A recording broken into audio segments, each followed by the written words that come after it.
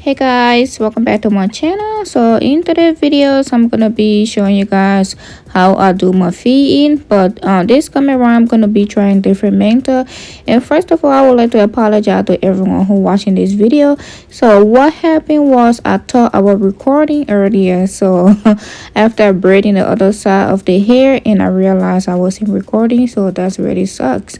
But anyway, I'm still gonna go ahead and still do this video, but I'm gonna be showing you guys what I did on the other side. So what I'm doing right now is I'm just adding the gel, the braiding gel. Really simple, especially for new beginner. If you are a new beginner, like really trying to learn or really trying to do a stitch braid or really trying to do a feed-in, so this is a mentor for you, and this is something I use start with.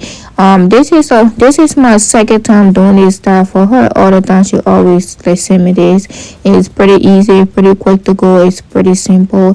It don't hurt your hand when you are doing this. It's pretty easy. So and we just gonna go into the video, so just keep watching. So once again, if you are new to my channel, make sure to subscribe, like and share my videos, and don't forget to leave a comment down below. And I really do appreciate y'all. We are on our way to 2K subscriber, and thank you guys so much for watching, for staying with me, and leave a comment down below what you think. So I'm still working my way on these braids, and I'm just gonna go ahead and braid. First I'm gonna be braiding her own hair without a extension. So I'm gonna add the extension later, not right now.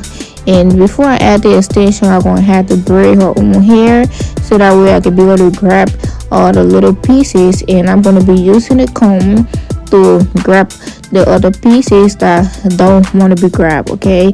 And I'm also gonna be pushing this braid forward towards her ear, not in the middle. We want a wide space in the middle, so we're just gonna go ahead and braid close to her ear.